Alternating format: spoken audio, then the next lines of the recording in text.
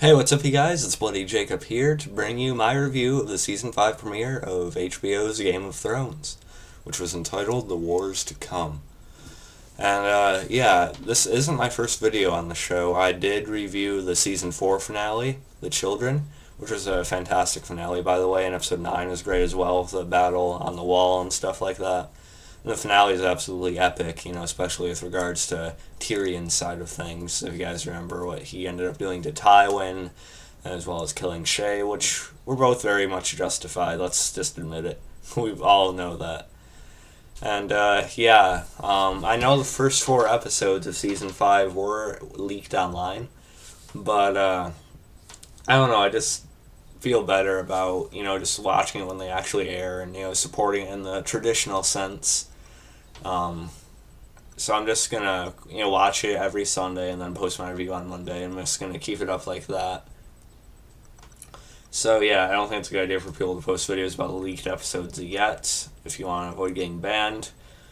But, yeah, sometimes they're like hit or miss with who they actually take out with regards to that, but yeah, I still feel like it's better for me as a fan just to, enjoy the episodes as they actually come out instead of, trying to, watch it on the computer. I'd much rather watch it on my TV, so it's just a better experience overall.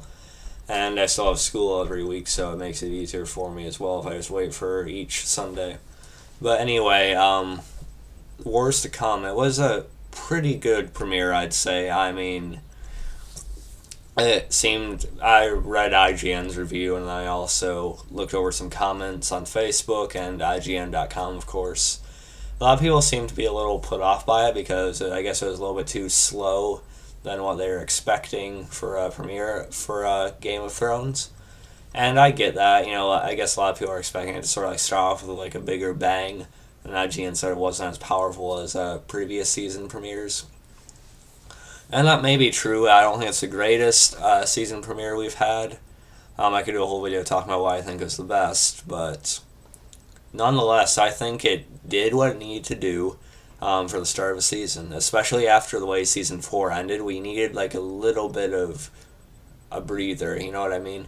Except we've had months in between seasons, so, and again, that could be an invalid point.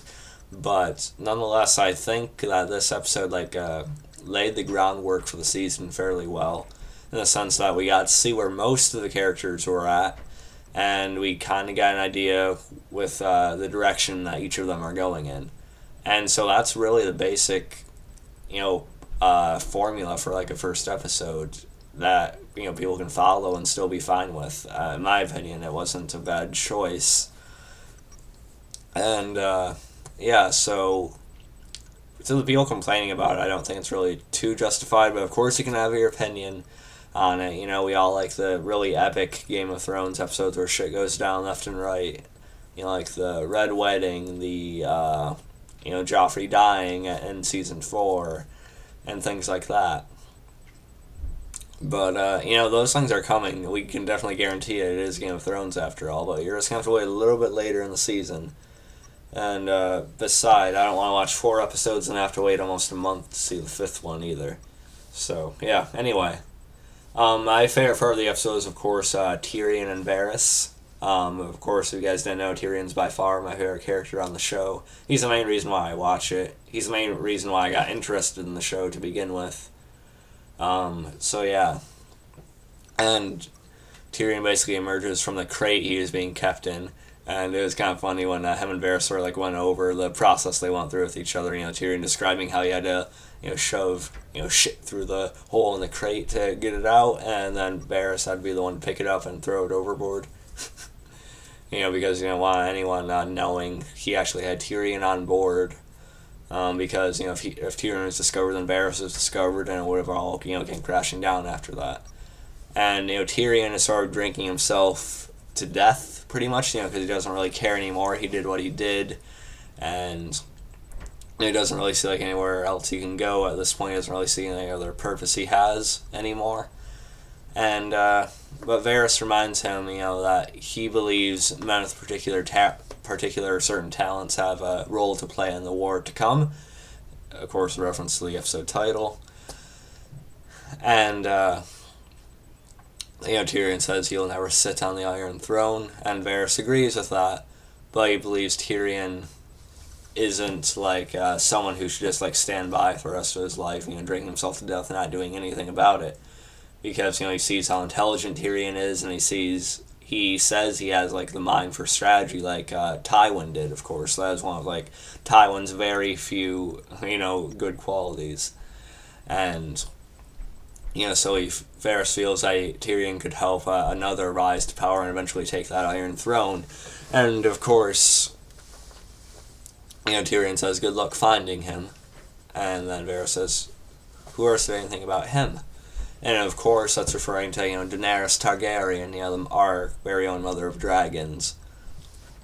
And so we're gonna see Tyrion and Varys most likely traveling, to Daenerys' territory within the next episode or two, I'm guessing, and that's coming at a pretty convenient time because as Varys said, Tyrion has compassion, unlike his father, and so he can help this balance of, that Tywin and Stannis, middle ground somewhere in between. He thinks he can help find someone else like that, and he thinks he can help sort of like sort it out, you know what I mean? And Daenerys could easily use help right now because, as we see, she has conquered what she wanted, but yet she's finding it even more difficult to rule, to continue to stay in power than it is to actually take over initially. And so she's having trouble ruling over the people, them wanting to have the fighting gauntlets back and stuff like that. And I might have said that wrong, but you know what I mean, like the fights, where everyone's watching and things like that. I forget what they're called right now. I apologize. Don't attack me for that in the comments. But like sort of like the gladiator stuff and things like that. And while she's having to deal with them lying that back, because there were certain traditions that the slaves actually enjoyed. They don't want to go back to being slaves, but they sort of want to keep some things they used to do while they were, at one with that culture. And, there's also these masked men going around, killing off, members of the Unsullied. We've seen one, lured in by, let's say a whore, and, he got his throat cut. And, of course, Grey Worm and the rest of them are, told to look into that.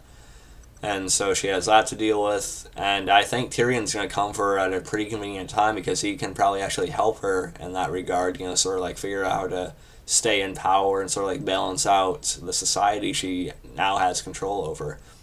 And so I think Tyrion could be a major help to Daenerys, and I hope long term we see them both eventually return to King's Landing and sort of like take the Iron Throne, which would be really cool. As long as Tyrion survives, I'm good. I do like Daenerys too. But my favorite female character is still probably Arya. And speaking of Arya, we didn't see her in this episode, which is kind of disappointing because she is my favorite character other than Tyrion. And yeah, we know she's traveling most likely to that group of assassins, and so we're probably going to see her hopefully within the next couple episodes. But we didn't see her in the premiere. But we did see Brienne and Pod because they're still traveling after losing the sight of Arya. They couldn't find her, and as Brienne said, she refused her protection, and they were planning on going to look for Sansa. So we'll see how that goes. And Brienne's sort of like questioning whether she should keep doing this, whether it's going to turn out to be pointless and things like that. And let's see. Of course, I have to talk about the opening scene, which contained the funeral for Tywin, sort of like the private ceremony for us with Cersei and Jaime. And speaking of Cersei, she also had a really interesting flashback to open the episode just before the funeral, which showed her, going as a kid with one of her friends to the seer, they had in the woods. And, she basically asks the seer, as a child, what her future holds, of course. And the seer, says she will at one point be queen for a time, except one will take her place that is more beautiful, most likely referring to Marjorie, is the obvious answer there. And Also, the fact that, of course, she asks how many children she'll have as well. She says that the king she marries will have 20, but she'll have 3. And of course, we know, what that points to at this point if you've watched the show. And then the seer just starts laughing pretty maniacally. And so I've heard, unfortunately, some spoilers from the books. It's kind of hard to avoid that if you're a fan. And you don't read the books and you just watch the show. I'm going to try to avoid any further spoilers, but I feel it's pretty ironic foreshadowing to what may be coming for Cersei later on. Because maybe the seer would see what eventually happened to her, I'm guessing. But me personally, I actually like Cersei. I mean, obviously I don't like what she does. I don't like how she rules. I don't like how she acts in general, really. But I really like the actress who portrays her. I think she does a fantastic job, Lena Headey. And Headey, sorry, I mispronounce names. It's kind of my thing. But you guys know who I'm referring to. I just think she does a brilliant job in the role of Cersei. She's one of those characters you sort of like love to hate, you know what I mean? To me, she's just played so well, it's hard to completely hate her. You can like dislike the character, but you can still admire the performance the actress gives and, how well she's written. And I think Cersei is a very good female villain. So I hope she's still around for a good while. That's just me, though. I don't think so, actually, but anyway, I hope she's still around for a good while. And, of course, she talks about how, Jaime's trying to remind her, that they need to take control of these people and there are enemies who are going to jump at the chance to, take over once they realize Tywin is actually dead, once they see the body and stuff like that. Jaime's trying to remind Cersei of that, but Cersei, unfortunately is more focused on finding Tyrion and, taking his head off and stuff like that. And the little monster is still out there, and she realizes Jaime's the one who probably released him, which he was, of course. She pretty much scolds him for that. And let's see. I know there's stuff going on at the wall with Jon Snow and Mance Rayder and Stannis and stuff like that. I'm just trying to see if there's anything else I forgot. No, not really. Not anything in particular I'd want to mention. So, the main part of the episode was Jon Snow dealing with the power struggle sort of between the wildlings and Stannis' men that recently took over. Of course, Stannis is going to make another run for the throne eventually, and he wants the wildlings to join his army. And if Mance Rayder would bend the knee to him, he would pardon them and have him join his own army, and then they'd eventually march back to King's Landing and stuff like that. But of course, Mance Rayder, he has a lot of respect and, he holds on to his values, no matter what. And Jon tries to convince him that it may be best for the wildlings, for his people to, sort of survive in any way they can, even if it would be, bending their knee and sort of surrendering to Stannis. But he thinks that would be a smart choice because most of them would still be alive, and, of course, Mance would still be alive to lead them. But, Mance feels like he'd lose respect. And unfortunately, he still doesn't bend the knee to Stannis at the end. He respects Stannis, but yet he doesn't want to give up his own ways of his people that he's, brought him towards. And Stannis, unfortunately, puts him to death via burning, which is very brutal. Even Mance admits that. And it was sad to see him go like that. I mean, I didn't really have any attachment to the character, really, to be honest.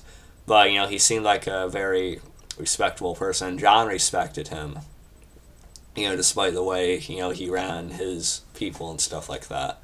He still had an admiration and respect for him. And even Stannis did to a certain degree, I think. But, of course, he still had to make an example out of Mance. And, yeah, he was burned alive, with the Red Woman, of course, setting the fire. And Mance was starting to burn, but Jon Snow couldn't take seeing him, degraded like that, so he figured he'd put him out of his misery and give him some dignity before he died. And, instead of, screaming and being burned alive, Jon actually went and shot him in the chest with an arrow to put him out of his misery so he wouldn't have to be quite as humiliated. So I think that was really good of Jon. And, also, Daenerys' dragon, she went to check on them because, as Dario said, what's Queen of Dragons without dragons, pretty much. And she went to check on her 2 dragons, and they're pretty much feral. like they said, they're reptiles, so they're gonna eventually become, more primal and stuff like that, no matter how much she tries to train them. And they've grown quite a little bit too. And so they sort of like breathe fire, and they're sort of like aggressive towards her. And so yeah, Daenerys definitely gets out of there. And her third dragon, which was flying around and murdered the people and stuff like that last season. That's still out there. She doesn't know where it is right at this point. But I'm kind of guessing it's a dragon we've seen flying over the head of Tyrion in the previews for the show. So I'm excited to see, that shot. That's going to be really epic. So obviously that dragon's still out there somewhere, and we'll see it again at some point. But yeah, it's going to be interesting to see how Daenerys handles her dragons eventually, what she's going to do about them. Of course, they're still going to play a role later on. It's kind of clear that that's going to happen. But yeah, we'll see how she takes care of it, and hopefully Tyrion will be able to provide the right hand for her should she accept him, which I think she will, once she sees how brilliant of a mind he has and stuff like that. But yeah, anyway, not a bad season premiere. Maybe not the best premiere we've had, but it was solid. It laid the groundwork for what we needed for the rest of the season, and we also, just going to check up on most of the characters, minus Arya. We should have seen her. But nonetheless, I still enjoyed it. I'm looking forward to next week's episode. You can expect my review of that to be posted the Monday after the Sunday it airs. So yeah, I'm going to go have dinner now, and I'll catch you guys next time for whatever video I upload. Of course, I'm going to keep on doing Game of Thrones reviews, and peace.